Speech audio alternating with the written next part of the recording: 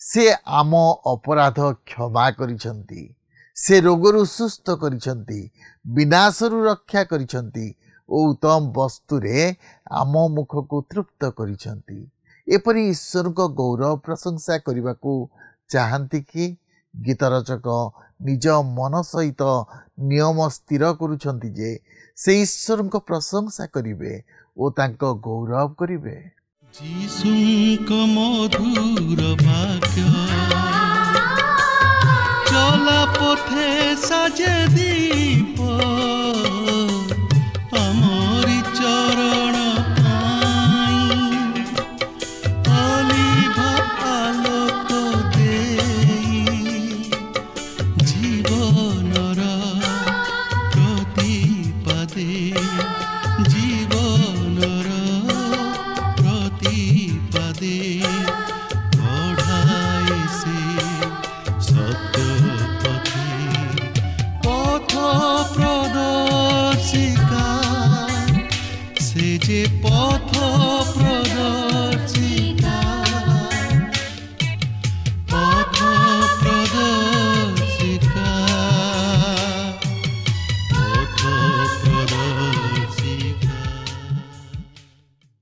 प्रिय दर्शक बंधु नमस्कार। आज पथ प्रदर्शिका कार्यक्रम को मु आपन को प्रभु जीशु नाम रे स्वागत करुछि। आपन नियमित आम कार्यक्रम देखुछंती, आत्मिक जीवन रे बढ़ुछंती, सेथिबाई मु विशेष आनंदित। आपन को मन रे जदि किछि प्रश्न किबा जानिबा पई किछि विषय रहिछि तेबे आम निकट को पत्र लेखंतु किबा फोन रे आम सहित जोगाजोग करंतु। आमे आपनकर प्रश्न उत्तर देबु। आपन को मध्य अनेक आम सहित फोन रे जोगाजोग करुछंती, मु सेमान को विशेष करी धन्यवाद दिए। जदि आपन ए पर्यंत जोगाजोग करि नाहंती आज ही आम सहित जोगाजोग करंतु। आमे आपनकर फोन कॉल रा अपेक्षा रे अछु। आपन को फोन कॉल आम निमंते बहुमूल्य। प्रभु आपन को बहुल भावे आशीर्वाद करंतु। आमे जितेबेले गीत संहिता 102 अध्ययन करू, आमे नैराश्यता दुख और समस्या मध्य देई गति कला बेले आम भरोसा जे ईश्वर ठारे अछि ताकू स्पष्ट भावे प्रकाश करिथिबा देखु। हुए तो गीत रचक निर्वासन मध्य रे अछंती आउ सेही समय से समस्त विषय मने पकई गीतटी लेखुछंती। तांको मन मध्य रे गभीर दुख रहिछि। से शारीरिक मानसिक भावे दुख मध्य देई जाउछंती। तांको जीवन रे आघात रहिछि। समस्यार घेर मध्य रे से थिले। सेमाने निजकु निसंग मने करुथिले। गीत रचक निसहाय पक्षी सहित निजकु तुलना करुछंती, किंतु पर मुहूर्त रे तांको भरोसा जे सर्वशक्तिमान ईश्वर कठरे अछि ता से वर्णना करुछंती। जे अनंत अटंती, समस्त अमंगल रक्षा करि पारंती। आम भरोसा जे सियोन रे अछि ता से वर्णना करुछंती, कारण ईश्वर प्रतिज्ञा रे विश्वस्त अटंती। गीत 103 रे आम ईश्वर को धन्यवाद करबा विषय कहउतबा देखु। ईश्वर दया रे महान अटंती, से क्षमाकारी अटंती। से आम अपराध क्षमा करिसंती। से आम रोगरु आम को सुस्थ करिसंती, विनाशरु से रक्षा करंती, उत्तम वस्तु रे आम मुख को तृप्त करंती। एपरि परमेश्वर को गौरव करबा को से चाहती। आमे कौन ईश्वर गौरव करुछु कि? गीत रचक निज मन सहित गोटे नियम स्थिर करुछंती। से कहउछंती, रे मन तू ईश्वर को धन्यवाद दे, ईश्वर प्रशंसा कर। आज कौन आम ईश्वर गौरव करुछु, प्रशंसा करुछु? तेबे आसंतु ए संपर्क रे अधिक आलोचना करबा पूर्व आम एक भक्तिमूलक गीत सुनिबा। निसंगतारे बा दरिद्रतारे लाजार परी जे किया हुए, क्षुधारे हेउ तृप्ति रे हेउ विश्वास को जे धरी रखे।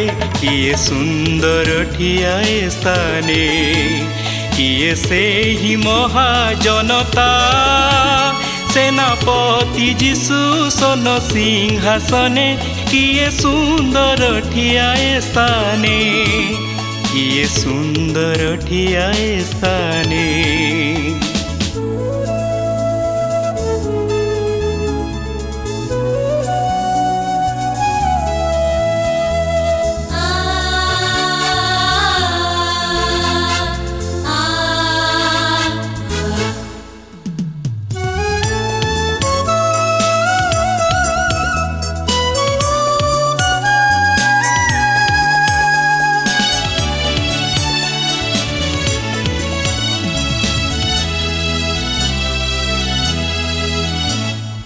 केवल एक मोर लालसा सेही सुंदर स्थाने ठिया हेबा। आसतु वर्तमान आम प्रभुंकर वाक्य मध्य को जावा। आज आम गीत संहिता 102 पर्वर 11 पदरू आरंभ करी अध्ययन करवा। तेबे एठार मु आपन को स्मरण कराई देबा चाहे जे आमने सही 1000 वर्षर शांति राज्य मध्य प्रभु जीशुଙ୍କ विषय तांकर राजत्व विषय एवं तांकर प्रशंसा जय जयकार करिवार विषय अध्ययन करी आलोचना करूछु। आसुन ताहले आज मध्य आमे तहिर क्रमशः अध्ययन करबा निमंते जिबा। तेबे गीत 102 पर्वर 12 रु 13 पद मध्य एपरि लेखा अछि। मात्र हे सदाप्रभु तुम्हे अनंत काल तुम्हर स्मरण पुरुषानुक्रम थिब। तुम्हे उठी सियोन को दया करिब, कारण ताहा प्रति कृपा करिवार समय यही। हाँ, निरूपित समय उपस्थित लेखा अछि। तुम्हे उठी सियोन को दया करिब। आपण देखंतु प्रभु यीशु ख्रीष्ट इस्राएल जाति निमंते मध्य मृत्यु भोग कले। जोहन 11 पर्वर 51 पद अनुଯାयी जणे इस्राएल जाति निमंते मृत्यु भोग करबाको थिला और ख्रीष्ट से जाति निमंते मृत्यु भोग कले। से जेतेबेले स्व महिमार आगमन करिवे सेतेबेले से सियोन को पुनर्बार निर्माण करिवे, जहाँकि ताहांकर द्वितीय आगमन समय घटिबा पई जाउअछि। यापरे 16 पदरे लेखा अछि, कारण सदाप्रभु सियोन को पुनर्निर्माण करिअछंती और से अपना गौरवरे दर्शन देइअछंती। प्रभु जानिथिले जे ताहांकर सेही क्रूसार्पित मृत्यु द्वारा सियोन परिशेषरे उद्धार प्राप्त हेबो।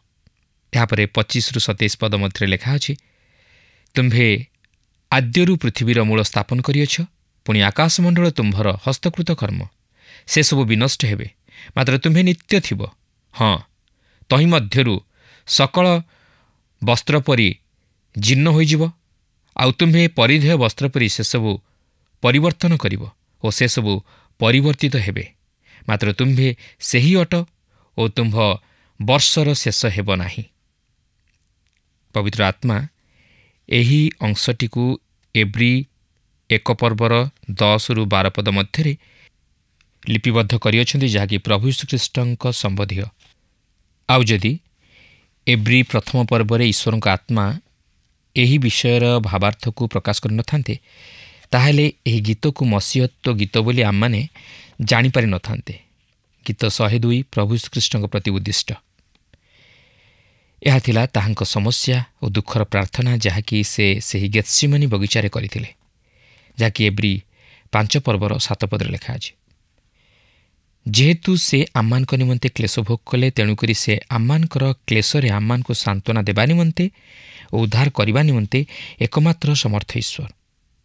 गीत 103 पर्वटी ईश्वरंकर महान स्नेहपूर्ण करुणा निमंते एक प्रशंसार गीत। यह एक नूतन दिन प्रति आगुक दृष्टि करे। यह से 1000 वर्षर शांति राज्यर आगुक अर्थात से अनंत काल मध्य को दृष्टि करे, जोठारे कि यार संपूर्ण सफलता परिलक्षित हेब। अतीतरे इस्राएल जाति एही गीत प्रति फेरिथिले और आज मध्य ईश्वर परायण इस्राएलीय माने एही गीत प्रति फेरंती और भविष्य में से मध्य एही गीत प्रति फेरिब। व्यक्तिगत ख्रीष्ट विश्वासी एही गीत मध्य दे वास्तव शक्ति और आलोक प्राप्त हुअन्ति। विषयगुड़िक निमंते यह एक धन्यवादर गीत और एक व्यक्ति विशेष निमंते यह एक प्रशंसार गीत। आउ सही व्यक्ति होउछन्ति प्रभु यीशु ख्रीष्ट। ए गीतटी को साधारणतः 4 भाग विभक्त करा जाई पारे। प्रथमतः वर्तमान निमंते उपदेश, द्वितीय ଜିହୋବା ଅର୍ଥାତ୍ ସଦାପ୍ରଭୁଙ୍କ ବିଷୟ ନେଇ ସ୍ପଷ୍ଟୀକରଣ, ତୃତୀୟରେ ମନୁଷ୍ୟ ବିଷୟ ନେଇ ସ୍ପଷ୍ଟୀକରଣ ଓ ଚତୁର୍ଥରେ ଭବିଷ୍ୟତ ନିମନ୍ତେ ପ୍ରଚାର। ପ୍ରଥମତଃ ଆମେ 103 ପର୍ବର ପ୍ରଥମ 2 ପଦ ମଧ୍ୟରେ ବର୍ତ୍ତମାନ ନିମନ୍ତେ ଉପଦେଶ ଉପରେ କିଛି ଲକ୍ଷ୍ୟ କରିବାକୁ ଯିବା। ଲକ୍ଷ୍ୟ କରନ୍ତୁ ଏହା କିପରି ବ୍ୟକ୍ତିଗତ। ଲେଖା ଅଛି, ହେ ମୋହର ମନ ସଦାପ୍ରଭୁଙ୍କର ଧନ୍ୟବାଦ କର, ହେ ମୋହର ଅନ୍ତରସ୍ଥ ସମସ୍ତ ତାହାଙ୍କ ପବିତ୍ର ନାମର ଧନ୍ୟବାଦ କର। ଏହି ପ୍ରଥମ 2ଟି ଯାକ ପଦରେ 2 ଥର ପ୍ରଭୁଙ୍କର ଧନ୍ୟବାଦ କର ବୋଲି କୁହାଯାଇଅଛି। ପ୍ରକୃତରେ ଏହା ଆମ୍ମାନଙ୍କ ହୃଦୟରେ କିଛି ପ୍ରକାଶ କରେ। ଆମ୍ମାନଙ୍କୁ ଈଶ୍ୱରଙ୍କର ପ୍ରଶଂସା ଓ ଗୌରବ କରିବା ନିମନ୍ତେ କୁହାଯାଏ। ତଥାପି ମୁଁ ଯେତେବେଳେ ଏହି ଗୀତଟିକୁ ଅଧ୍ୟୟନ କରେ ସେତେବେଳେ ମୁଁ ଜାଣିବାକୁ ପାରେ ମୁଁ ଯେତେ ସୁନ୍ଦର ଭାବରେ ପ୍ରଭୁଙ୍କର ପ୍ରଶଂସା କଲେ ମଧ୍ୟ ତାହା ସେତେ ଦୂର ଆନ୍ତରିକତାର ସହିତ ହୋଇପାରେ ନା। ମୋର ଆତ୍ମା ତାହାଙ୍କ ନିକଟବର୍ତ୍ତୀ ହୁଏ, ମାତ୍ର ଏହା ଯେପରି ହେବା ଉଚିତ ସେପରି ହୋଇପାରେ ନା। ଏଠାରେ ମୁଁ ସତର୍କ କରାଇ ଦେବା ପାଇଁ ଚାହେଁ ଯେ ଆମେ ଗିର୍ଜାକୁ ଗଲେ ସମସ୍ତ ପ୍ରକାର ନୀତି ନିୟମ ବା ଧର୍ମୀୟ ବିଧିବିଧାନକୁ ପାଳନ କଲେ ମଧ୍ୟ ତାହା ଈଶ୍ୱରଙ୍କର ଗ୍ରାହ୍ୟ ପ୍ରଶଂସା ବା ଧନ୍ୟବାଦ ରୂପ ବଳି ହୋଇପାରିବ ନାହିଁ। କାରଣ ପ୍ରଭୁ ଆମମାନଙ୍କର ଅନ୍ତଃକରଣକୁ ଦେଖନ୍ତି। ସେଥିପାଇଁ ଜିସାୟ 29 ପର୍ବର 13 ପଦରେ ସେ ଏହିପରି ପ୍ରକାଶ କରନ୍ତି, ଆହୁରି ପ୍ରଭୁ କହିଲେ, ଏହି ଲୋକମାନେ ଆମ୍ଭର ନିକଟବର୍ତ୍ତୀ ହୁଅନ୍ତି ଓ ସେମାନେ ଆପଣା ଆପଣା ମୁଖରେ ଓ ଓଷ୍ଠାଧରରେ ଆମ୍ଭର ସମ୍ମାନ କରନ୍ତି, ମାତ୍ର ସେମାନେ ଆପଣା ଆପଣା ଅନ୍ତଃକରଣ ଆମ୍ଭଠାରୁ ଦୂରରେ ରଖିଅଛନ୍ତି ଓ ଆମ୍ଭ ବିଷୟକ ସେମାନଙ୍କର ଯେଉଁ ଭୟ ତାହା ମନୁଷ୍ୟଠାରୁ ଶିକ୍ଷିତ ଆଜ୍ଞା ଅଟେ। ତେଣୁକରି ଏହା କେବଳ ଓଷ୍ଠାଧରର ସେବା ବ୍ୟତୀତ ଅନ୍ୟ କିଛି ନୁହେଁ। ଈଶ୍ୱରଙ୍କ ବାକ୍ୟ ପ୍ରତି କୌଣସି ବାଧ୍ୟତା ନାହିଁ କି ତାହାଙ୍କର ଆଦେଶ ପ୍ରତି କୌଣସି ଆଜ୍ଞାବହତା ନାହିଁ। ସେମାନେ କେବଳ ମନୁଷ୍ୟମାନଙ୍କର ଶିକ୍ଷାକୁ ଅନୁକରଣ କରନ୍ତି। ଆମେ ଏହା ଇହୁଦୀ ଧର୍ମରେ ଓ ରୋମୀୟ ଧର୍ମରେ ଲକ୍ଷ୍ୟ କରିବାକୁ ପାରୁ। କିନ୍ତୁ ଆଜି ଏହା ଆମ ପ୍ରତ୍ୟେକଙ୍କ ଜୀବନରେ ପରିଲକ୍ଷିତ ହୁଏ। ଆଜି ଆମମାନେ ଆମମାନଙ୍କର ବ୍ୟକ୍ତିଗତ ଜୀବନକୁ ଓ ଆମର ମାଣ୍ଡଳିକ ଜୀବନକୁ ସମୀକ୍ଷା କରିବା ଉଚିତ। ପ୍ରକୃତରେ ଆଜି କ'ଣ ଆମେ ଅନ୍ତର ସହ ପ୍ରଭୁଙ୍କର ଗୌରବ ତଥା ପ୍ରଶଂସା କରିପାରୁଛୁ କି? ଏହି ଗୀତ କହେ, ହେ ମୋହର ଅନ୍ତରସ୍ଥ ସମସ୍ତ ତାହାଙ୍କ ପବିତ୍ର ନାମର ଧନ୍ୟବାଦ କର। କିନ୍ତୁ ଶରୀର ଏହା ସାଧନ କରିପାରିବ ନାହିଁ। ପ୍ରକୃତରେ ମୁଁ ଏଠାରେ ସ୍ୱୀକାର କରିବାକୁ ଚାହେଁ ଯେ ମୁଁ ଯେପରି ଈଶ୍ୱରଙ୍କୁ ଉପାସନା କରିବାକୁ ଚାହେଁ ସେପରି କରିପାରେ ନା। ଆପଣ ଜାଣନ୍ତି କାହିଁକି? ମୋହର ଏହି ପୁରାତନ ସ୍ୱଭାବ ସେହି ସ୍ତରକୁ ଯାଇପାରିବ ନାହିଁ। ଏହା କେବଳ ପବିତ୍ର ଆତ୍ମା ଯିଏକି ଆମମାନଙ୍କୁ ସତ୍ୟରେ ଓ ଆତ୍ମାରେ ଈଶ୍ୱରଙ୍କୁ ଉପାସନା କରିବା ନିମନ୍ତେ ସାହାଯ୍ୟ କରିପାରିବେ। ଆସନ୍ତୁ ଆମେ ତାହାଙ୍କର ସମସ୍ତ ମଙ୍ଗଳଦାନକୁ ପାଶୋରି ନ ଯାଉ। ସେ ଆମମାନଙ୍କ ପ୍ରତି ଅତି ମଙ୍ଗଳକାରୀ। ଆମମାନେ ଯେତେବେଳେ ଆମମାନଙ୍କର ଅତୀତ ଜୀବନକୁ ଫେରି ଚାହୁଁ ସେତେବେଳେ ଆମେ ଜାଣିପାରୁ ଯେ ସେ ଆମମାନଙ୍କର କେତେ ମଙ୍ଗଳମୟ ଈଶ୍ୱର। ଆମେ ନିଜର ଇଚ୍ଛାରେ ଈଶ୍ୱରଙ୍କର ବାସ୍ତବ ଉପାସନା କରିପାରିବା ନାହିଁ। ଏହା କେବଳ ପବିତ୍ର ଆତ୍ମାଙ୍କ ସହାୟତା ଦ୍ୱାରା ସମ୍ଭବ ଓ ସେହି ଆତ୍ମାଙ୍କ ଦ୍ୱାରା ଆମେ ସତ୍ୟରେ ଓ ଆତ୍ମାରେ ସତ୍ୟ ଈଶ୍ୱରଙ୍କର ଆରାଧନା କରିପାରିବା। ଏହାପରେ ଆମେ 103 ପର୍ବର 3 ପଦରୁ 8 ପଦ ମଧ୍ୟରେ ଜିହୋବା ସଦାପ୍ରଭୁଙ୍କ ବିଷୟରେ ସ୍ପଷ୍ଟୀକରଣକୁ ଲକ୍ଷ୍ୟ କରିବା। 103 ପର୍ବର 3 ପଦରେ ଏହିପରି ଲେଖା ଅଛି, ସେ ତୁମର ଅଧର୍ମ ସବୁ କ୍ଷମା କରନ୍ତି, ସେ ତୁମର ରୋଗ ସବୁ ସୁସ୍ଥ କରନ୍ତି। ମୋର ମତରେ ଏହି ପଦଟି ସେହି 1000 ବର୍ଷର ରାଜତ୍ୱର ସମୟକୁ ପ୍ରକାଶ କରେ। ଆଉ ମୁଁ ଖୋଲାଖୋଲି ଭାବେ କହେ ଯେ ଏହା ଶାରୀରିକ ଓ ଆତ୍ମିକ ଉଭୟ ରୋଗକୁ ପ୍ରକାଶ କରେ। ଈଶ୍ୱର ଏହା ଅତି ସ୍ପଷ୍ଟ କରିଦେଇଅଛନ୍ତି ଯେ ସେହି 1000 ବର୍ଷର ରାଜତ୍ୱ ସମୟରେ ସେ କ'ଣ କରିବା ପାଇଁ ଯାଉଅଛନ୍ତି।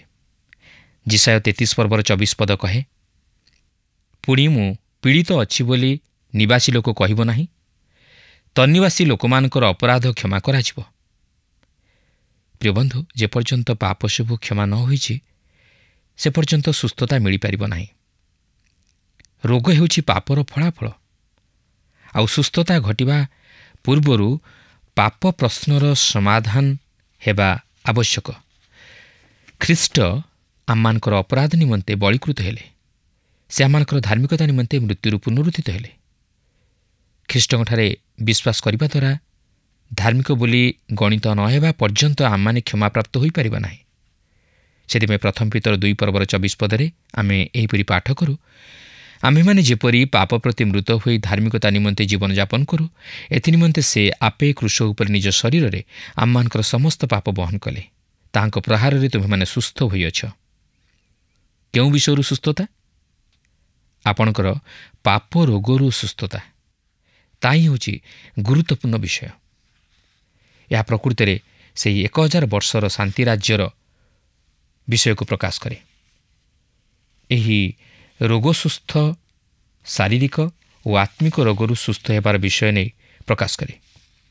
ଈଶ୍ୱର ସ୍ପଷ୍ଟ ଭାବେ ଜିସାୟ 33 ପର୍ବର 24 ପଦରେ ଏହା ପ୍ରକାଶ କରନ୍ତି। ତେବେ ରୋଗ ହେଉଛି ପାପର ଫଳ। ତେଣୁ ରୋଗ ସୁସ୍ଥ ହେବା ପୂର୍ବରୁ ମନୁଷ୍ୟର ପାପର ପ୍ରତିକାର ହେବାକୁ ଅଛି ଓ ମନୁଷ୍ୟ ସେହି ଖ୍ରୀଷ୍ଟଙ୍କଠାରେ ବିଶ୍ୱାସ କରି ନିଜର ପାପ ସ୍ୱୀକାର କରିବା ଦ୍ୱାରା ପାପ ରୋଗରୁ ଓ ଶାରୀରିକ ରୋଗରୁ ସୁସ୍ଥତା ପାଇଥାଏ। କାରଣ ପ୍ରଥମ ପିତର 2 ପର୍ବର 24 ପଦରେ ସେହି ପାପ ରୋଗରୁ ସୁସ୍ଥତା ପାଇବା ବିଷୟ ନେଇ ଲେଖା ଅଛି। ତେବେ 103 ପର୍ବର 4 ପଦରେ ଏହିପରି ଲେଖା ଅଛି, ସେ ବିନାଶରୁ ତୁମ୍ଭ ଜୀବନ ମୁକ୍ତ କରନ୍ତି, ସେ ସ୍ନେହପୂର୍ଣ୍ଣ କରୁଣା ଓ ଦୟାରୂପ ମୁକୁଟରେ ତୁମ୍ଭକୁ ଭୂଷିତ କରନ୍ତି। ଅନେକ ପ୍ରଭୁଙ୍କର ଦାସମାନେ ସେମାନଙ୍କ ରୋଗରୁ ସୁସ୍ଥତା ନ ପାଇ ମଧ୍ୟ ମୃତ୍ୟୁବରଣ କରିଛନ୍ତି ଓ ବର୍ତ୍ତମାନ କରନ୍ତି ମଧ୍ୟ। ମାତ୍ର ଏହାର ଅର୍ଥ ନୁହେଁ ଯେ ସେମାନେ ପାପରେ ବିନଷ୍ଟ ହୁଅନ୍ତି, କିନ୍ତୁ ସେମାନେ ନିଜର ପାପ ରୋଗରୁ ସୁସ୍ଥତା ପାଇଥାନ୍ତି, କାରଣ ସେମାନେ ଈଶ୍ୱରଙ୍କ ନିକଟରେ ସମର୍ପିତ ଜୀବନଯାପନ କରିବା ଦ୍ୱାରା ଈଶ୍ୱରଙ୍କ ସ୍ନେହପୂର୍ଣ୍ଣ କରୁଣା ଓ ଦୟାରୂପ ମୁକୁଟରେ ଭୂଷିତ ହୋଇଥାନ୍ତି। ଆମେ ଜାଣି ରଖିବା ଉଚିତ ଯେ ଈଶ୍ୱରଙ୍କର ମନୋରମତ ସାଧୁ ବା ଭକ୍ତମାନେ ରୋଗାକ୍ରାନ୍ତ ହୋଇ ମୃତ୍ୟୁଭୋଗ କରିଅଛନ୍ତି, ଆଉ ସେମାନେ କେବେ ହେଲେ ଏହି ଜୀବନରେ ସୁସ୍ଥତା ପାଇପାରି ନାହାନ୍ତି। ପ୍ରେରିତ ପାଉଲ ଏମାନଙ୍କ ମଧ୍ୟରୁ ଅନ୍ୟତମ। ତାହାଙ୍କ ଶରୀରରେ ଏକ କଣ୍ଟକ ରହିଥିଲା। ଏହା ସମ୍ଭବତଃ ତାହାଙ୍କର ଚକ୍ଷୁର ସମସ୍ୟା ହୋଇଥାଇପାରେ। ଯଦି କେହି ସୁସ୍ଥତା ପାଇବା ନିମନ୍ତେ ଦାବି କରିବା ଉଚିତ ଥିଲା, ତାହେଲେ ମୋର ଚିନ୍ତାଧାରାରେ ସେ ସୁସ୍ଥତା ପାଇବା ଉଚିତ। ସୁସ୍ଥତା ପାଇବା ଅତି ଚମତ୍କାର ବିଷୟ, କିନ୍ତୁ ତାହା ସଦାସର୍ବଦା ଈଶ୍ୱରଙ୍କର ଯୋଜନା ନୁହେଁ।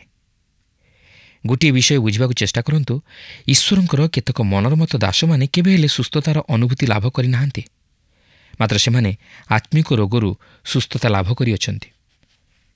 ଏହାପରେ 103 ପର୍ବର 5 ପଦରେ ଏପରି ଲେଖା ଅଛି, ସେ ଉତ୍ତମ ବସ୍ତୁରେ ତୁମର ମୁଖ ତୃପ୍ତ କରନ୍ତି, ତମ ଉତ୍କୃଷ୍ଟ ପକ୍ଷୀ ନ୍ୟାୟ ତୁମର ନୂତନ ଯୌବନ ହୁଏ। ଏହା ସେହି 1000 ବର୍ଷର ଶାନ୍ତି ରାଜ୍ୟ ସମୟରେ ସଫଳ ହେବ। ଖ୍ରୀଷ୍ଟ ବିଶ୍ୱାସୀମାନେ ସେହି ନୂତନ ଯୌବନ ପ୍ରାପ୍ତ ହେବେ। ସେମାନେ ଏକ ଅକ୍ଷୟ ତଥା ଗୌରବମୟ ଶରୀର ଧାରଣ କରିବେ। ଏହାପରେ 6-7 ପଦରେ ଲେଖା ଅଛି, ସଦାପ୍ରଭୁ ଧର୍ମକର୍ମ ସାଧନ କରନ୍ତି ଓ ଉପଦ୍ରବଗ୍ରସ୍ତ ସମସ୍ତଙ୍କ ପକ୍ଷରେ ସୁବିଚାର ନିଷ୍ପତ୍ତି କରନ୍ତି। ସେ ମୂଷାଙ୍କୁ ଆପଣା ପଥ ଓ ଇସ୍ରାଏଲ୍ ସନ୍ତାନଗଣକୁ ଆପଣା କ୍ରିୟା ସବୁ ଜଣାଇଲେ। ଦେଖନ୍ତୁ, ସେ ମୂଷାଙ୍କୁ ଆପଣା ପଥ ଜଣାଇଲେ, ମାତ୍ର ଇସ୍ରାଏଲ୍ ସନ୍ତାନଗଣ କେବଳ ତାଙ୍କର ଆଶ୍ଚର୍ଯ୍ୟ କର୍ମ ସବୁକୁ ଦେଖିଲେ, କାରଣ ସେମାନଙ୍କର ସେତେ ଦୂର ବୁଝିବାର ଶକ୍ତି ନଥିଲା। ଆଜି ଅନେକ ଅଛନ୍ତି ଯେଉଁମାନେ କି କେତେକ ସତ୍ୟ ଜାଣନ୍ତି, ମାତ୍ର ସେମାନେ ଈଶ୍ୱରଙ୍କ ପଥରେ ପ୍ରବେଶ କରିପାରନ୍ତି ନାହିଁ। ଏହାପରେ 8 ପଦରେ ଲେଖା ଅଛି, ସଦାପ୍ରଭୁ ସ୍ନେହଶୀଳ ଓ କୃପାମୟ, କ୍ରୋଧରେ ଧୀର ଓ ଅତ୍ୟନ୍ତ ଦୟାଳୁ। ଆଜି ଆମେ ପ୍ରତ୍ୟେକ ଈଶ୍ୱରଙ୍କର ଦୟା ଚାହୁଁ, ଆଉ ଆମମାନଙ୍କର ଈଶ୍ୱର ହେଉଛନ୍ତି ଦୟାବାନ ଈଶ୍ୱର, କ୍ଷମାଶୀଳ ଈଶ୍ୱର, ପ୍ରେମିକ ଈଶ୍ୱର। ଆସନ୍ତୁ ଏହାପରେ ଏହି 103 ପର୍ବର 9 ପଦରୁ 16 ପଦ ମଧ୍ୟରେ ମନୁଷ୍ୟ ବିଷୟ ନେଇ ସ୍ପଷ୍ଟୀକରଣକୁ ଲକ୍ଷ୍ୟ କରିବାକୁ ଯିବା। 9 ଓ 10 ପଦରେ ଏହିପରି ଲେଖା ଅଛି, ସେ ନିରନ୍ତର ଧମକାଇବେ ନାହିଁ, କେବଳ ସଦାକାଳ ଆପଣା କ୍ରୋଧ ରଖିବେ ନାହିଁ। ସେ ଆମମାନଙ୍କ ପାପ ପ୍ରମାଣେ ଆମ୍ଭମାନଙ୍କ ପ୍ରତି ବ୍ୟବହାର କରିନାହାନ୍ତି, କି ଅବା ଆମ୍ଭମାନଙ୍କ ଅଧର୍ମାନୁସାରେ ଆମ୍ଭମାନଙ୍କୁ ପ୍ରତିଫଳ ଦେଇନାହାନ୍ତି। ପ୍ରିୟ ବନ୍ଧୁ, ଯଦି ଈଶ୍ୱର ଆମମାନଙ୍କର ପାପ ଓ ଅପରାଧ ସବୁ ଧରନ୍ତି, ତାହେଲେ ଆମେ କେହି ହେଲେ ଉଦ୍ଧାର ପାଇପାରିବା ନାହିଁ। ଆମେ କେହି ହେଲେ ଜଗତରେ ମୁହୂର୍ତ୍ତେ ମାତ୍ର ବଞ୍ଚି ରହିବା ପାଇଁ ସୁଯୋଗ ପାଇପାରିବା ନାହିଁ। ମାତ୍ର ସେ ଦୟାବାନ କ୍ଷମାଶୀଳ ଈଶ୍ୱର। 11 ପଦରେ ଲେଖା ଅଛି, କାରଣ ପୃଥିବୀରୁ ଆକାଶମଣ୍ଡଳ ଯେପରି ଉଚ୍ଚ, ସେପରି ତାହାଙ୍କ ଭୟକାରୀମାନଙ୍କ ପ୍ରତି ତାହାଙ୍କ ଦୟା ମହତ୍। 12 ପଦରେ ଲେଖା ଅଛି, ପୂର୍ବରୁ ପଶ୍ଚିମ ଯେତେ ଦୂର, ସେ ଆମମାନଙ୍କଠାରୁ ଆମମାନଙ୍କ ଅପରାଧ ସେତେ ଦୂର କରିଅଛନ୍ତି। ଗୀତରଚକ କୁହନ୍ତି ନାହିଁ, ଉତ୍ତରରୁ ଦକ୍ଷିଣ ଯେତେ ଦୂର, ସେ ଆମମାନଙ୍କଠାରୁ ଆମମାନଙ୍କର ଅପରାଧ ସେତେ ଦୂର କରିଅଛନ୍ତି ବୋଲି। କାରଣ ତାହା କେତେକାଂଶରେ ଦୂର। ମାତ୍ର ସେ କହନ୍ତି ପୂର୍ବରୁ ପଶ୍ଚିମ ଯେତେ ଦୂର ସେ ଆମମାନଙ୍କଠାରୁ ଆମମାନଙ୍କର ଅପରାଧ ସେତେ ଦୂର କରିଅଛନ୍ତି। କାରଣ ଆପଣ ଯେତେବେଳେ ପୂର୍ବରୁ ପଶ୍ଚିମକୁ ଯିବାକୁ ଆରମ୍ଭ କରିବେ ତାହା ଶେଷ ହୁଏ ନାହିଁ। ଆପଣ ଯେତେବେଳେ ପଶ୍ଚିମକୁ ଯିବାକୁ ଆରମ୍ଭ କରିବେ ଆପଣ ପଶ୍ଚିମକୁ ହିଁ ଯାଉଥିବେ। ଆପଣ ଯେତେବେଳେ ଉତ୍ତରକୁ ଯିବେ ଆପଣ ଏପରି ଏକ ସ୍ଥାନରେ ଯାଇ ପହଞ୍ଚିବେ ଯେଉଁଠାରୁ କି ଆପଣ ଦକ୍ଷିଣକୁ ଯିବାକୁ ଆରମ୍ଭ କରିବେ। କିନ୍ତୁ ଆପଣ ଯେତେବେଳେ ପଶ୍ଚିମକୁ ଯିବେ ଆପଣ କେବେ ହେଲେ ପଶ୍ଚିମକୁ ଯିବାରେ ଅଟକି ପାରିବେ ନାହିଁ। ତାହା ହିଁ ହେଉଛି ଆମମାନଙ୍କଠାରୁ ଆମମାନଙ୍କର ଅପରାଧ ଈଶ୍ୱର କେତେ ଦୂର କରିଅଛନ୍ତି। ଆମେ ଦେଖୁ ଯେ ଈଶ୍ୱର ଯେତେବେଳେ ଆମମାନଙ୍କର ପାପ କ୍ଷମା କରନ୍ତି ସେ ଆଉ ପୁନର୍ବାର ତାହା ସ୍ମରଣ କରନ୍ତି ନାହିଁ। 13 ପଦରେ ଲେଖା ଅଛି, ପିତା ଆପଣା ସନ୍ତାନଗଣ ପ୍ରତି ଯେ ରୂପ ସ୍ନେହ ବହଇ ସଦାପ୍ରଭୁ ଆପଣା ଭୟକାରୀମାନଙ୍କ ପ୍ରତି ସେ ରୂପ ସ୍ନେହ ବହନ୍ତି। କେତେ ସୁନ୍ଦର ବିଷୟ ନୁହେଁ କି? ଈଶ୍ୱର ତାହାଙ୍କର ଭୟକାରୀମାନଙ୍କ ପ୍ରତି ସ୍ନେହଶୀଳ ଓ କୃପାମୟ, କିନ୍ତୁ ଆମ୍ଭେମାନେ ତାହା ବୁଝିପାରୁନା। 14 ପଦରେ ଲେଖା ଅଛି, କାରଣ ସେ ଆମମାନଙ୍କର ଗଠନ ଜାଣନ୍ତି, ଆମ୍ଭେମାନେ ଯେ ଧୂଳି ମାତ୍ର ଏହା ସେ ସ୍ମରଣ କରନ୍ତି। ପ୍ରଭୁଙ୍କର ଜଣେ ଭକ୍ତ ଦାସ ଏହି ବିଷୟକୁ ଏହି ପ୍ରକାର ଉପସ୍ଥାପିତ କରନ୍ତି, ଆମ୍ଭେମାନେ ଯେ ଧୂଳି ମାତ୍ର ଏହା ଈଶ୍ୱର ସ୍ମରଣ କରନ୍ତି। ଆମେ ଏହା ଭୁଲିଯାଉ ଓ ଧୂଳି ଯେତେବେଳେ ନିଜକୁ ନିଜେ ଏକାଠି ହୋଇଯାଏ ଏହା କାଦୁଅରେ ପରିଣତ ହୁଏ। ତାହା ହିଁ ହେଉଛି ମନୁଷ୍ୟର ଛବି। ଏହାପରେ 15 ଓ 16 ପଦରେ ଏହିପରି ଲେଖା ଅଛି, ମର୍ତ୍ତ୍ୟର ଦିନ ତୃଣତୁଲ୍ୟ, ଯେପରି କ୍ଷେତ୍ରର ଫୁଲ ସେପରି ସେ ପ୍ରଫୁଲ୍ଲ ହୁଏ। ତହିଁ ଉପରେ ବାୟୁ ବହିଲେ ତାହା ନଥାଏ, ପୁଣି ତହିଁର ସ୍ଥାନ ଆଉ ତାହାର ପରିଚୟ ପାଇବ ନାହିଁ। ଆମ୍ଭେମାନେ ଏହି ମର୍ତ୍ତ୍ୟରେ ଦୀର୍ଘଜୀବୀ ହୋଇ ରହିବା ନାହିଁ। ଆମମାନଙ୍କର ରୂପ ଯୌବନ ଦିନକୁ ଦିନ କ୍ଷୟ ପାଇବ ଓ ଶେଷରେ ଆମମାନଙ୍କର ଏହି ମାଟିର ଶରୀର ମାଟିରେ ମିଶିଯିବ। ଆମମାନେ ଯେତେବେଳେ ପକ୍ୱକେଶ ଅବସ୍ଥାରେ ପଦାର୍ପଣ କରୁ ସେତେବେଳେ ଈଶ୍ୱର ଆମମାନଙ୍କୁ ସତର୍କ କରାଇ ଦିଅନ୍ତି ଯେ ଆମ୍ଭେମାନେ ବେଶୀ ଦିନ ଏହି ଜଗତରେ ବଞ୍ଚି ରହିବାକୁ ଯାଉନାହୁଁ। ସେ ଆମମାନଙ୍କୁ ଆମମାନଙ୍କ ଜୀବନ ବିଷୟ ନେଇ ସଚେତନ କରାଇ ଦିଅନ୍ତି ଯେପରି ଆମମାନେ ତାହାଙ୍କ ନିକଟକୁ ଯିବା ନିମନ୍ତେ ପ୍ରସ୍ତୁତ ରହୁ। 103 ପର୍ବର 17-22 ପଦ ମଧ୍ୟରେ ଭବିଷ୍ୟତ ନିମନ୍ତେ ପ୍ରଚାର ବିଷୟ ନେଇ ଲକ୍ଷ୍ୟ କରିବାକୁ ଯିବା। 103 ପର୍ବର 17 ପଦରେ ଏହିପରି ଲେଖା ଅଛି, ମାତ୍ର ସଦାପ୍ରଭୁଙ୍କ ଦୟା ଅନାଦିକାଳରୁ ଅନନ୍ତକାଳ ପର୍ଯ୍ୟନ୍ତ ଆପଣା ଭୟକାରୀମାନଙ୍କ ପ୍ରତି ଥାଏ ଓ ଯେଉଁମାନେ ତାହାଙ୍କର ନିୟମ ରକ୍ଷା କରନ୍ତି। ଭବିଷ୍ୟତକୁ ଦୃଷ୍ଟି କରିବା ନିମନ୍ତେ ଏହା ଏକ ଚମତ୍କାର ବିଷୟ ଓ ଜାଣି ରଖିବା ଉଚିତ ଯେ ଈଶ୍ୱର ସଦାସର୍ବଦା ଆମମାନଙ୍କ ପ୍ରତି ଦୟାବାନ ହେବେ। ଏହାପରେ 22 ପଦରେ ଲେଖା ଅଛି, ହେ ସଦାପ୍ରଭୁଙ୍କ ହସ୍ତକୃତ କର୍ମସକଳ, ତୁମମାନେ ତାହାଙ୍କ ରାଜ୍ୟର ସର୍ବତ୍ର ତାହାଙ୍କର ଧନ୍ୟବାଦ କର। ହେ ମୋର ମନ, ସଦାପ୍ରଭୁଙ୍କର ଧନ୍ୟବାଦ କର। ଏହା ସେହି ଭବିଷ୍ୟତର ସମୟ ପ୍ରତି ଦୃଷ୍ଟି କରେ ଯେତେବେଳେ କି ତାହାଙ୍କର ଅଧୀନସ୍ଥ ସମସ୍ତ ପ୍ରାଣୀ ଓ ସମସ୍ତ ବିଷୟ ଏକତ୍ର ମିଳି ତାହାଙ୍କର ଧନ୍ୟବାଦ କରିବେ। କିନ୍ତୁ ଆସୁ ଏହି ସମୟ ମଧ୍ୟରେ ଆମମାନେ ତାହାଙ୍କର ଧନ୍ୟବାଦ କରିବାକୁ ଭୁଲି ନ ଯାଉ। ଆସନ୍ତୁ ଏହାପରେ ଗୀତ 104 ପର୍ବ ମଧ୍ୟକୁ ଯିବା। ଏହି ଗୀତଟି ସୃଷ୍ଟିର ଈଶ୍ୱରଙ୍କ ପ୍ରତି ଏକ ପ୍ରଶଂସାର ଗୀତ, କାରଣ ସେ ଏହି ସୃଷ୍ଟିର ସୃଷ୍ଟିକର୍ତ୍ତା। ତେବେ ଦେଖନ୍ତୁ ଗୀତ 104ର ପ୍ରଥମ 2 ପଦରେ ଏହିପରି ଲେଖା ଅଛି, ହେ ମୋହର ମନ ସଦାପ୍ରଭୁଙ୍କର ଧନ୍ୟବାଦ କର। ହେ ସଦାପ୍ରଭୁ ମୋ ପରମେଶ୍ୱର, ତୁମ୍ଭେ ଅତି ମହାନ, ତୁମ୍ଭେ ସମ୍ଭ୍ରମ ଓ ଐଶ୍ୱର୍ଯ୍ୟରେ ବିଭୂଷିତ। ତୁମ୍ଭେ ବସ୍ତ୍ର ପରି ଦୀପ୍ତି ପରିଧାନ କରିଅଛ, ତୁମ୍ଭେ ଚନ୍ଦ୍ରାତପ ପରି ଆକାଶମଣ୍ଡଳ ବିସ୍ତାର କରିଅଛ। ଦେଖନ୍ତୁ ଏହି ଅଂଶରେ ଆମେ ପ୍ରଥମ ଓ ଦ୍ୱିତୀୟ ଦିନର ସୃଷ୍ଟି ବିଷୟ ନେଇ ଲକ୍ଷ୍ୟ କରିବାକୁ ପାରୁ। ସୃଷ୍ଟିର ପ୍ରଥମ ଦିନ ପରମେଶ୍ୱର କହିଲେ ଦୀପ୍ତି ହେଉ, ତହିଁରେ ଦୀପ୍ତି ହେଲା। ସେହିପରି ସେ ଦ୍ୱିତୀୟ ଦିନ ଆକାଶମଣ୍ଡଳ ସୃଷ୍ଟି କଲେ। ଏଠାରେ ଲେଖା ଅଛି, ତୁମ୍ଭେ ଚନ୍ଦ୍ରାତପ ପରି ଆକାଶମଣ୍ଡଳ ବିସ୍ତାର କରିଅଛ। ଏହି ଗୀତଟି ସୃଷ୍ଟିର ଈଶ୍ୱରଙ୍କ ବିଷୟ ନେଇ ପ୍ରକାଶ କରେ। ଏହା ପ୍ରକୃତି ମଧ୍ୟ ଦେଇ ଈଶ୍ୱରଙ୍କ ଉଦ୍ଦେଶ୍ୟରେ ଗୀତ, କାରଣ ସେ ହେଉଛନ୍ତି ସୃଷ୍ଟିକର୍ତ୍ତା। 104 ପର୍ବର 3 ପଦରେ ଏହିପରି ଲେଖା ଅଛି, ତୁମେ ଜଳରାଶି ଉପରେ ଆପଣା କୋଠରୀର କଡ଼ିକାଷ୍ଠ ପକାଇଅଛ, ତୁମେ ମେଘମାଳାକୁ ଆପଣା ରଥ କରିଥାଅ, ତୁମେ ବାୟୁର ପକ୍ଷ ଉପରେ ଗମନାଗମନ କରୁଅଛ। ସେ ଆକାଶମଣ୍ଡଳ ବିସ୍ତାର କରିବା ସଙ୍ଗେ ସଙ୍ଗେ ଜଳର ଏକ ସ୍ତର ଊର୍ଦ୍ଧ୍ୱରେ ରଖିଲେ ଓ ବେଳେବେଳେ ଏହା ଅତିଶୀଘ୍ର ମଧ୍ୟ ଭୂପୃଷ୍ଠକୁ ଆସେ ଓ ମେଘମାଳା ତାହାଙ୍କର ରଥ। ଆମେ ଆଦିପୁସ୍ତକ ପ୍ରଥମ ପର୍ବର 6 ପଦରେ ଏହି ସୃଷ୍ଟି ବିଷୟରେ ଜାଣିପାରିବା। ଏହାପରେ 104 ପର୍ବର 5 ଓ 6 ପଦରେ ଏହିପରି ଲେଖା ଅଛି, ତୁମେ ପୃଥିବୀର ମୂଳ ଏପରି ସ୍ଥାପନ କରିଅଛ ଯେ ତାହା କଦାପି ବିଚଳିତ ହେବ ନାହିଁ। ତୁମେ ତାହାକୁ ବସ୍ତ୍ର ପରି ବାରିଧିରେ ଆଚ୍ଛାଦନ କଲ। ପର୍ବତଗଣ ଉପରେ ଜଳରାଶି ଠିଆ ହେଲା। ପରମେଶ୍ୱର ସୃଷ୍ଟିର ତୃତୀୟ ଦିନରେ ପୃଥିବୀ ଓ ସମୁଦ୍ରର ସୃଷ୍ଟି କଲେ, ଯାହାକି ଆଦି ପୁସ୍ତକ ପ୍ରଥମ ପର୍ବର 9 ପଦରେ ଆମେ ଲକ୍ଷ୍ୟ କରିବାକୁ ପାରୁ। ତାହେଲେ ଆଜି ପାଇଁ ଏଇଠାରେ ରଖିବା। ପ୍ରଭୁ ଆମ ପ୍ରତ୍ୟେକଙ୍କର ସହବର୍ତ୍ତୀ ହୁଅନ୍ତୁ। ମୋର ବିଶ୍ୱାସ ଆଜିର କାର୍ଯ୍ୟକ୍ରମ ଆପଣଙ୍କୁ ନିଶ୍ଚୟ ଭଲ ଲାଗିଥିବ ଓ ଆପଣ ଆତ୍ମିକ ଭାବେ ଉପକୃତ ହୋଇଥିବେ। ଆମେ ଗୀତ ସଂହିତା ଅଧ୍ୟୟନ କଲାବେଳେ ପ୍ରତ୍ୟେକଟି ଗୀତ ଈଶ୍ୱରଙ୍କୁ ଏକ ଭିନ୍ନ ଦୃଷ୍ଟିକୋଣରେ ଦେଖିବା ନିମନ୍ତେ ଆମମାନଙ୍କୁ ସାହାଯ୍ୟ କରେ। ଈଶ୍ୱର ସର୍ବଶକ୍ତିମାନ ଅଟନ୍ତି। ଆମେ ଗୀତ 102ରେ ଏକଥା ଲକ୍ଷ୍ୟ କଲୁ ଯେ ଆମ ଈଶ୍ୱର ଆମ ଦୁଃଖ ଓ ସମସ୍ୟାର ମଧ୍ୟରେ ଆମ ଭରସା ଅଟନ୍ତି। ସେ ଆମ ଯତ୍ନ ନିଅନ୍ତି। ଆମେ ଯେତେବେଳେ ଗୀତ 103 ଗୀତକୁ ଆସୁ, ଗୀତ ରଚକ ଦୁଃଖ ଓ ସମସ୍ୟା ମଧ୍ୟରେ ନାହାନ୍ତି। ସେ ପ୍ରଭୁଙ୍କ ନିକଟରେ କ୍ରନ୍ଦନ କରୁନାହାନ୍ତି, ବରଂ କୃତଜ୍ଞତାର ହୃଦୟ ନେଇ ପ୍ରଭୁଙ୍କ ନିକଟକୁ ଆସିଛନ୍ତି। ସେ ପ୍ରଭୁଙ୍କ ପ୍ରଶଂସା କରୁଛନ୍ତି। ଈଶ୍ୱରଙ୍କର ସମସ୍ତ ମଙ୍ଗଳ ଓ ଦୟା ନିମନ୍ତେ, ତାଙ୍କ ଜୀବନରେ ପାଇଥିବା ସମସ୍ତ ମଙ୍ଗଳଦାନ ନିମନ୍ତେ ପ୍ରଭୁଙ୍କର ଧନ୍ୟବାଦ କରିବା ନିମନ୍ତେ ମନ ସହିତ ଏକ ନିୟମ କରୁଛନ୍ତି। ଈଶ୍ୱର ଯେ କେବଳ ଆମ ପାପ କ୍ଷମା କଲେ, ରୋଗରୁ ସୁସ୍ଥ କଲେ ତାହା ନୁହଁ, ସେ ଯେପରି ପୃଥିବୀକୁ ସୁନ୍ଦର ଭାବେ ନିର୍ମାଣ କଲେ, ସେ ଆମକୁ ନୂଆ କରି ଗଢ଼ିବେ।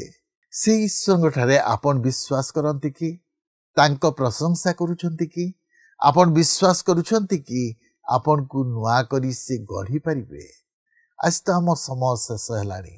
ପରବର୍ତ୍ତୀ କାର୍ଯ୍ୟକ୍ରମରେ ପୁଣି ଆପଣଙ୍କ ସହିତ ସାକ୍ଷାତ ହେବ, କିନ୍ତୁ ବିଦାୟ ନେବା ପୂର୍ବରୁ ଆସନ୍ତୁ ପ୍ରାର୍ଥନା କରିବା।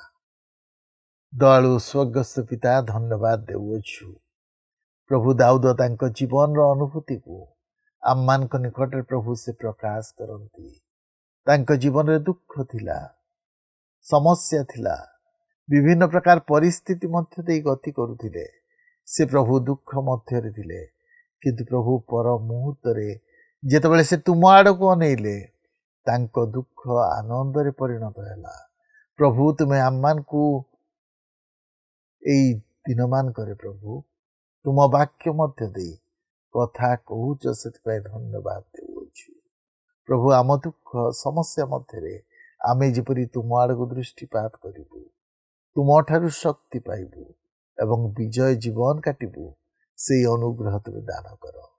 ମୋର ସମସ୍ତ ଦର୍ଶକ ବନ୍ଧୁମାନଙ୍କୁ ତୁମେ ବହୁଳ ଭାବେ ଆଶୀର୍ବାଦ କର। ସେମାନଙ୍କ ଜୀବନର ସବୁ ପରିସ୍ଥିତିରେ ତୁମେ ସେମାନଙ୍କ ସହିତ ଈଶ୍ୱର ହୁଅ। ପ୍ରଭୁ ତୁମେ ପ୍ରାର୍ଥନା ଶୁଣିଛ, ଉତ୍ତର ଦେଇଛ ବୋଲି ଧନ୍ୟବାଦ ଦେଇ ଏହି ପ୍ରାର୍ଥନା ପ୍ରିୟ ଯୀଶୁଙ୍କ ନାମରେ ମାଗିଲୁ, ଆମେନ୍। ବହୁତ ବହୁତ ଧନ୍ୟବାଦ। ପ୍ରଭୁ ଆପଣଙ୍କୁ ଆଶୀର୍ବାଦ କରନ୍ତୁ। ଗତ ପ୍ରଶ୍ନର ଉତ୍ତରଟି ହେଉଛି ଡି ଯୀଶୁ। ରୋଗ କାହାର ଫଳାଫଳ? ଏ ପାପ, ବି ପବିତ୍ରତା, ସି ଆତ୍ମିକତା, ଡି ନମ୍ରତା।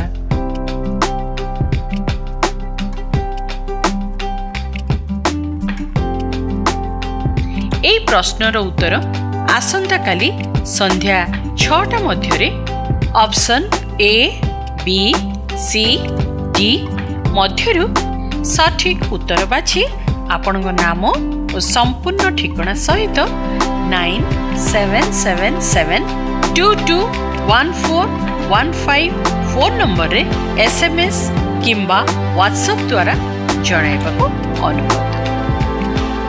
ଯଦି ଆପଣଙ୍କୁ ଆମ କାର୍ଯ୍ୟକ୍ରମ ଭଲ ଲାଗୁଛି, ତେବେ 044490812996ରେ ମିସ୍ଡ କଲ୍ ଦେଇ ବିଜୟୀ ହୋଇପାରିବେ।